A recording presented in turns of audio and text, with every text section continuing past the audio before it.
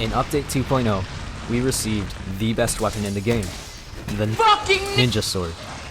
People call it overpowered or broken for a number of reasons. It's got 200 base raw, 100% affinity, 3 level 1 slots, indefinite green sharpness, and 2 special rampage skills. Man, get that shit out of here! It is the best weapon simply because it looks the coolest. First off, we're gonna cover the important moves in the SNS moveset. The meta is to spam shield attacks as much as possible for they don't consume sharpness. The go-to combo for SNS is the 3-hit shield bash into Spinning Reaper. Counter attacks and the occasional bomb with Shoryugeki and use the falling bash in the air. Some things to note about Shoryugeki. You will still take damage. You must face the attack. What? And you can now parry on the first frame.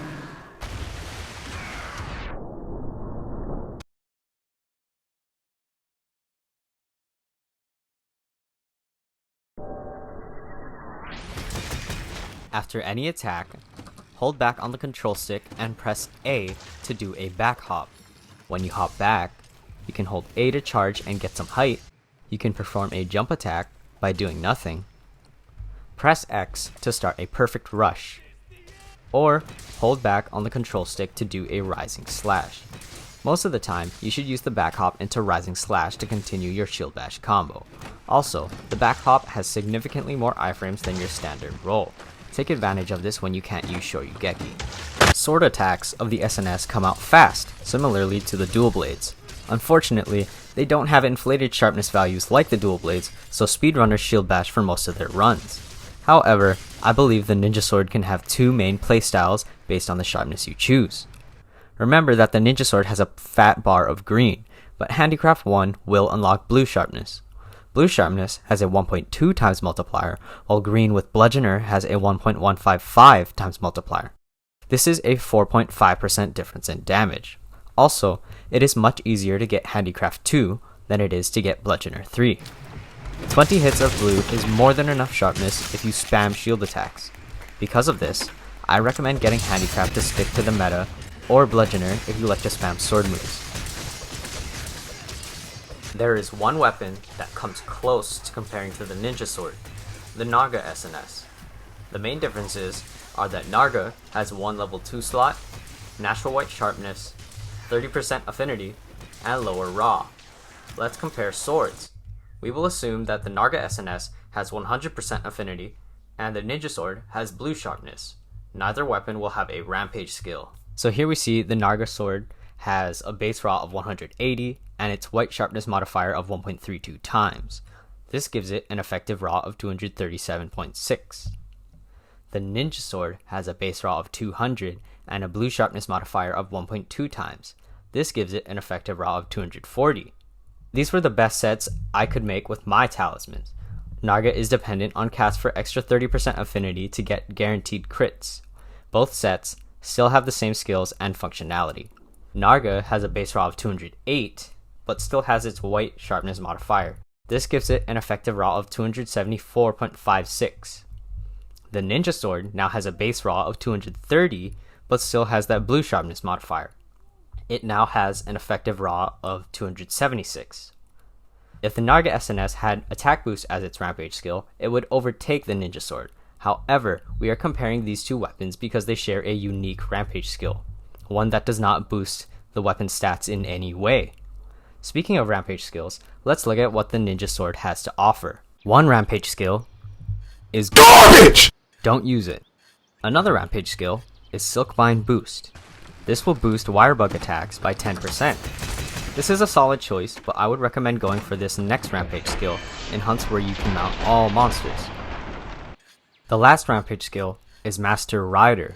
Not to be confused with the armor skill Master Mounter, this skill increases mount duration and boosts mount damage by 10%. In solo hunts, mounting every monster once can be the source of over half the damage to the target monster. Before we go into the mount tier list, I'm going to quickly go over mounting. In order to mount a monster, you must do enough mounting damage to it. This is achieved through Wirebug attacks, smacking it in the air, having another monster do your dirty work, launching a monster into another one, or After any one of those are accomplished, you'll have enough time to sharpen and reload before it becomes unmountable. Once you've mounted your monster, a little animation will play to transition from hunter to monster, and you are completely invincible during this transition. Press and hold R to move straight and steer with the left stick. Different monsters will handle differently, so try to get familiar with many mounts and adapt as you see fit. You can evade at the expense of one wire bug in any direction you want. If you evade directly into a melee attack of another monster, you will parry and do about 100 damage. This staggers the target and fills up the mount gauge slightly. If you evade into projectiles, there are no special effects, only preventing loss of mount time. If you get hit too much or wait too long on your mount, you will be ejected and the mount is lost. Atop your mount, you have 4 basic moves at your disposal. A level 1 light attack, level 2 light attack, level 1 strong attack,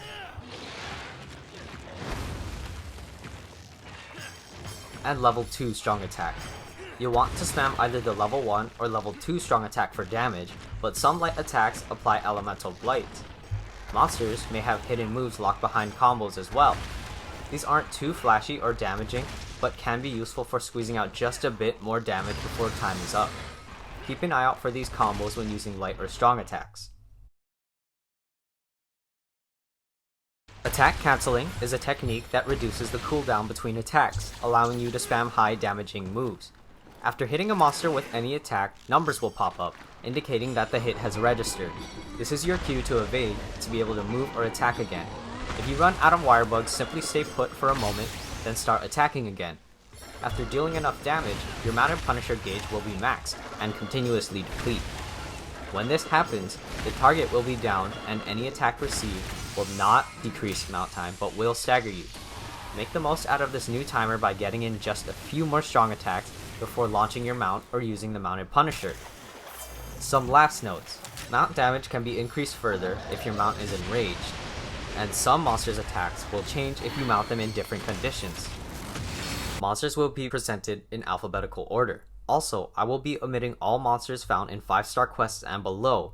They are unremarkably average and rarely show up in more popular 7 and 8-star quests.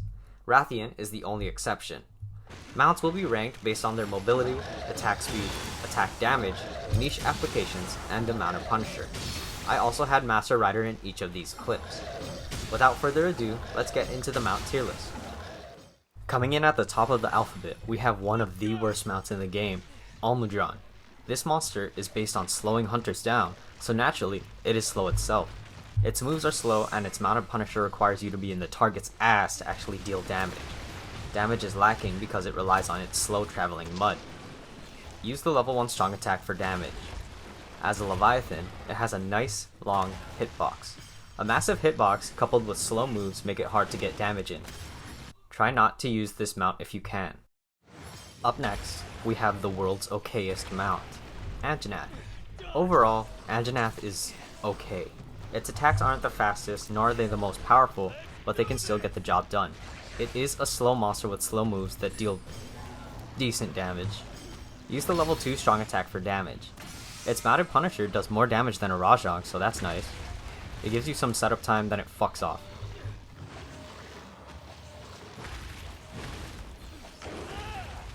Compared to Almudron, this is a godsend. The White Knight himself, Barioth, is in the same boat as Anjanath, a slow monster with slow moves that deal okay damage. Its level 2 strong attack does a lot of damage, but is ridiculously slow. Its level 1 strong attack is a bit faster, but is missing power because it combos into itself. I don't have a suggestion for which strong attack to spam, because they are both lacking something. It can inflict Ice Blight with its level 2 light attack and mounted Punisher. The mounted Punisher is slow, deals less than average damage, and ejects you early but too high to use any buffs.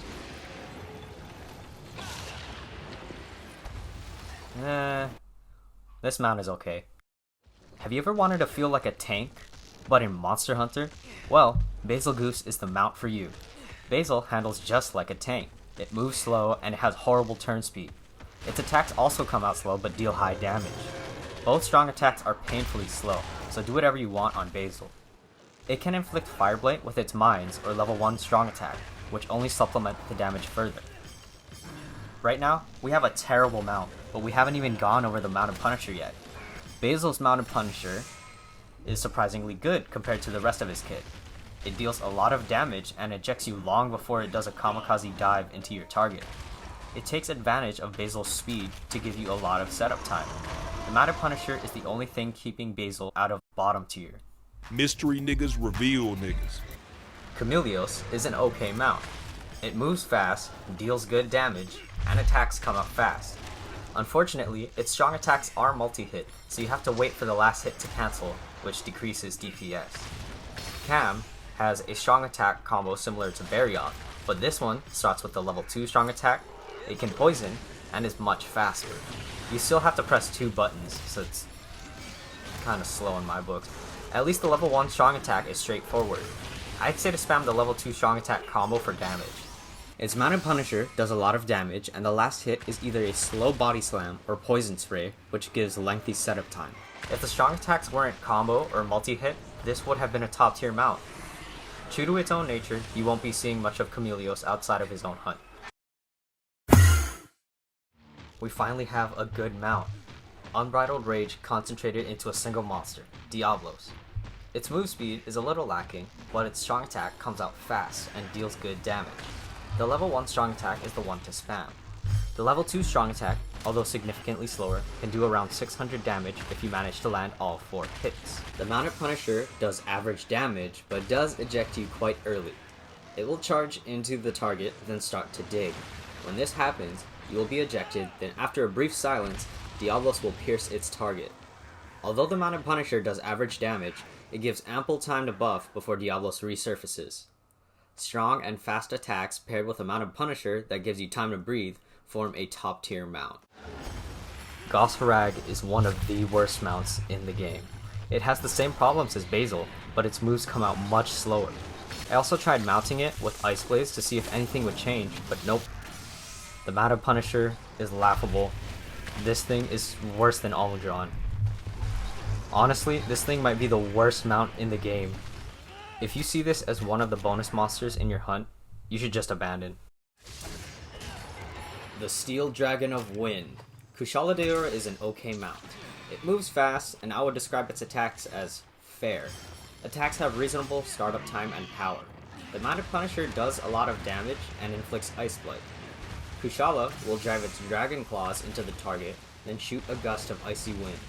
You're ejected after the last hit, so you'll have 1 or 2 seconds to heal or buff up. Kushala doesn't have any other outstanding qualities, so I'll put it in the same tier as Chameleos. Magnum Malo. The Wyvern of Malice is likely the best mount in the game. It moves fast, its attacks come out fast, and it will destroy anything in its path. When Magnum Malo has Hellfire, its tail attacks will send out Hellfire Powder, which can register 1 or 2 hits. The level 1 strong attack is a multi-hit, but it's not a combo, and it comes out faster than a Rajang Beam. This is definitely the one to spam. It sends out Hellfire and is fast as fuck. The level 2 strong attack is Monado Cyclone! or a very slow aerial tail swing. I don't know what triggers different attacks, but I've only seen Monado Cyclone! when recording. The Mounted Punisher is above average in terms of damage. Magnum Malo lets out a vehement roar before charging into its target and releasing Hellfire Powder regardless of the presence of Hellfire on its tail.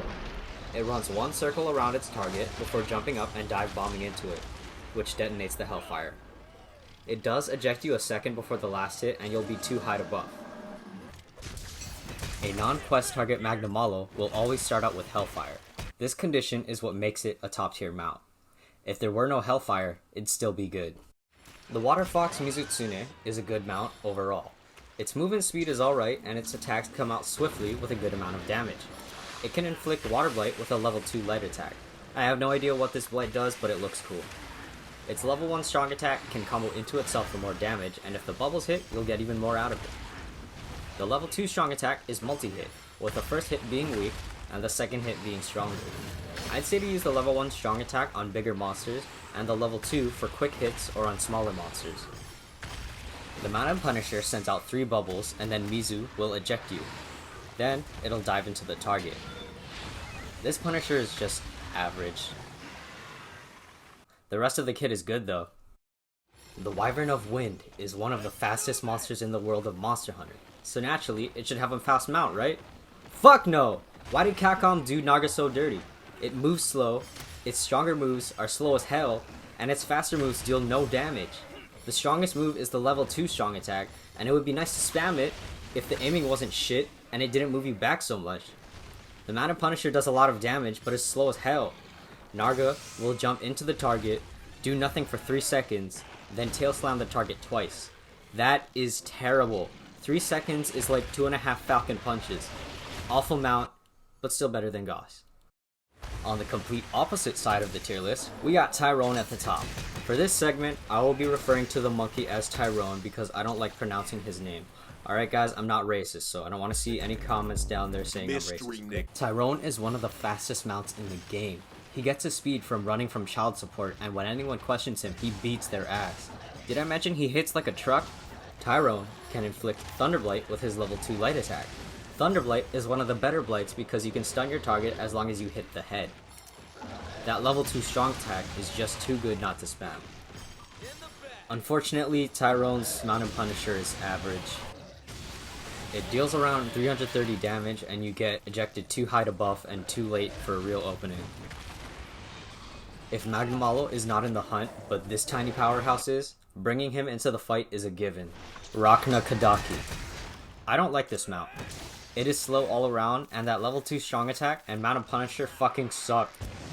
I forgot to mention that as long as you are in the vicinity of another monster, you can attack nothing and your mount will auto-target. Rachna's auto-target is the worst in the game, and I have no idea why. I mean, look at this shit.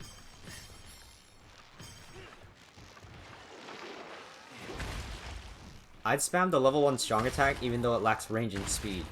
The Mountain Punisher is a nice AoE gassing and flamethrower, but god damn you get ejected so late in the Punisher that once you get on the ground your target gets back up. Bad mount. Rathalos is an OG, so Capcom gave it as much love as possible. It moves fast, the attacks in Mountain Punisher are good, and has not 4, but 6 different attacks. Rathalos has 2 different movesets, Aerial and Grounded. In the air, Rathalos can poison with its level 1 light attack, which will ground it. The rest of its kit will inflict Fire Blight. I would spam the level 1 strong attack as the level 2 takes too damn long to fire. It does less damage than average, but that's because Rathalos has 2 different DOT effects. The grounded kit is nothing special. Its light attacks turn into faster bites, and the strong attacks are the same and will bring you back into the air.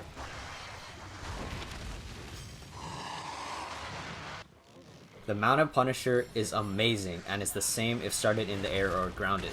Rathalos will swoop down and claw its target twice in an instant, spew flames, then eject you before using its slow level 2 strong attack. It does so much damage and sets up poison and fire blight DOTs, not to mention you get all the time in the world to buff up. Rathalos is just amazing. Unfortunately, Rathalos' queen is not as impressive. In the demo, Rathian was one of the best mounts because of a strong, poisonous tail flip. Compared to the rest of the mounts in the full game, however, it still stands as a solid choice but not the best. The best move to spam is still the level 1 strong tail flip, but this is slow compared to a Tyrone beam. It can inflict Fire Blight with its level 2 light and strong attacks, but these moves suck. The Mountain Punisher is alright. Rathian will charge into the target, do a tail flip, then eject you, then do another tail flip. It does damage, poisons, and gives an opening.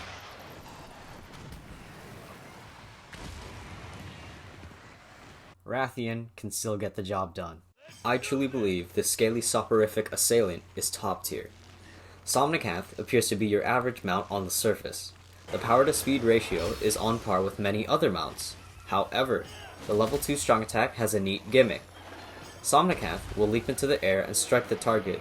You cannot act in midair, so no attack cancelling for this one. Actually, the hitbox for the strong attack activates early, long before Somnicanth leaps. This means that you can spam the move like it's a Tyrone beam. Mounted Punisher also has average damage, but it does put the target to sleep. You will be ejected, then Somnicanth chills out for like 2 seconds, so you can buff up, and then it'll leap into its target.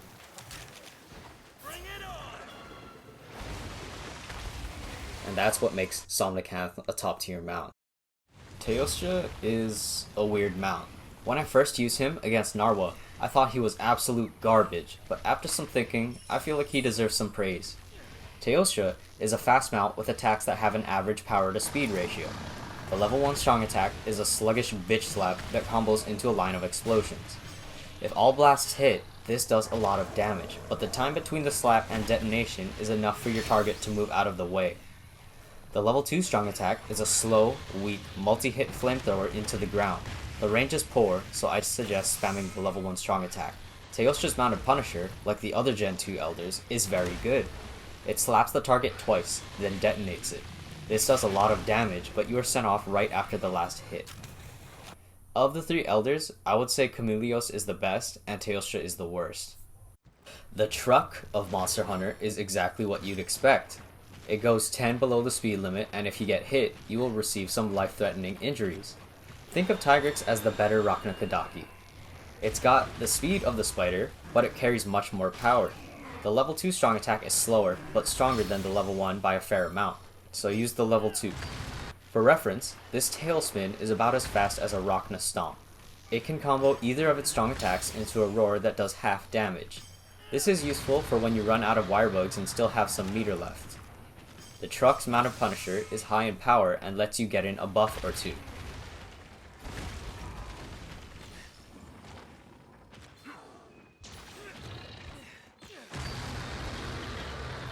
If the strong attacks were faster, it would be 1 tier higher.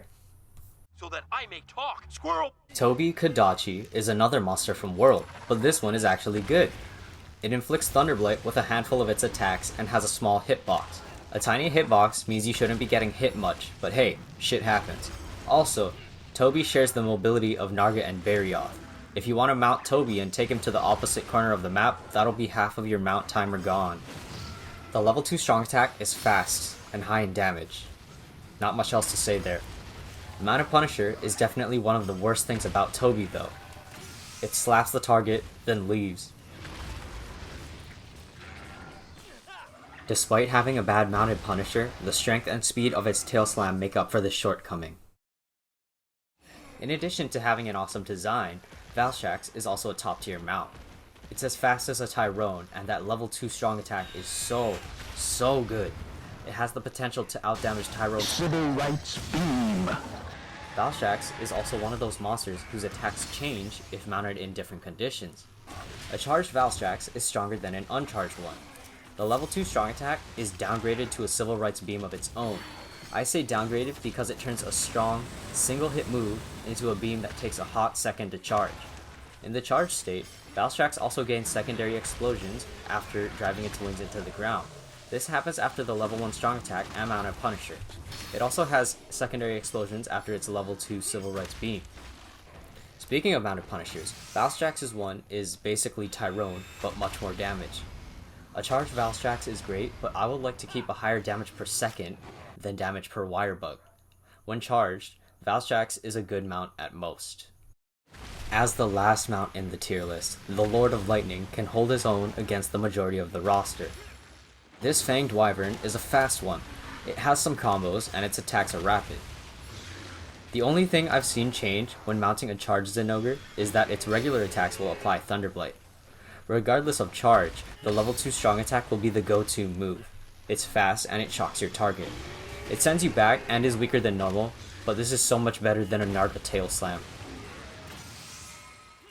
And to top it all off, Zinogre's mounted Punisher is a powerful double electrified punch into Body Slam.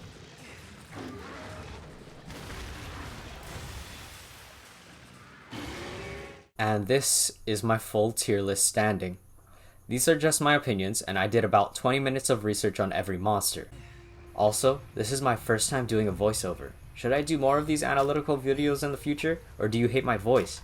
I'm thinking of looking into buddies and what each move or skill does. Alright, now I don't have a real outro, so I'm gonna steal one from Gaijin Hunter. Hope you guys enjoyed this quick video, and until next time, happy hunting.